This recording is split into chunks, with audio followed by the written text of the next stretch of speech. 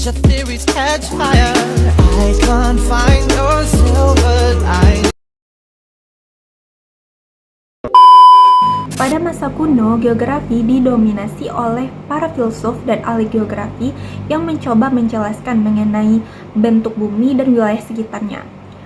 Memasuki abad pertengahan, geografi itu mulai dipengaruhi oleh kegiatan perdagangan dan pandangan keagamaan.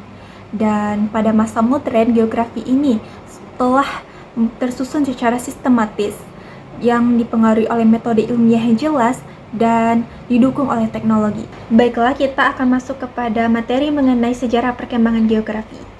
Yang pertama ada geografi masa kuno. Geografi telah dikenal sejak zaman Yunani kuno, di mana pada saat itu pengetahuan dipengaruhi menurut mitologi. Berkembangnya pengaruh ilmu alam sejak abad ke-6 Masehi, sehingga corak pengetahuan tentang bumi dilakukan dengan memakai logika.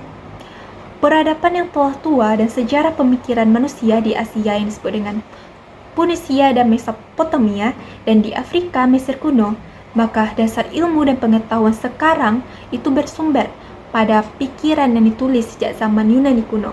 Adapun tokoh-tokoh geografi pada masa Yunani kuno antara lain adalah Anaximandros, seorang tokoh Yunani pada tahun 550 sebelum Masehi, membuat peta bumi. Ia beranggapan bahwa bumi ini berbentuk silinder. Selanjutnya yaitu ada Strabo, tahun 64 sampai 20 sebelum Masehi. Ia mengatakan bahwa studi geografi ini mempelajari bentuk dan dimensi wilayah, lokasinya, serta mempelajari korelasi antara manusia dan lingkungan alamnya. Selanjutnya kita akan memasuki pada geografi abad pertengahan. Geografi pada abad pertengahan ini dibagi menjadi 3. Yang pertama yaitu ada di Eropa. Eropa ini mengalami penuaan setelah Ptolemeus meninggal. Adanya Ptolemeus disebut sebagai tokoh akhir dan merangkum pemikiran geografi pada zaman Yunani kuno, sehingga tidak muncul lagi karya geografi pada masa Yunani. Yang kedua di Arab. Orang Islam di Arab meneruskan dan mengembangkan lanjut tradisi ilmu pada masa Ptolemeus.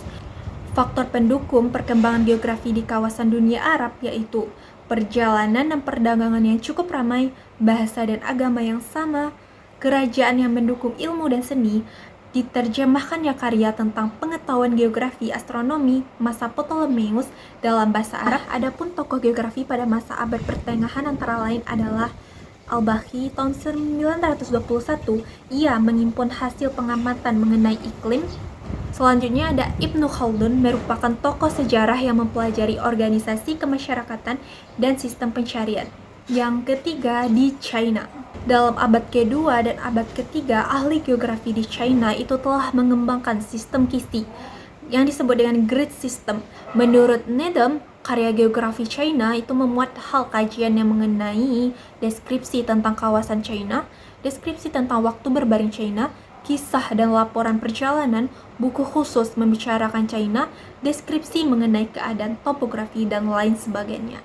Selanjutnya kita akan memasuki kepada geografi modern. Nah, geografi modern dimulai pada abad ke-18.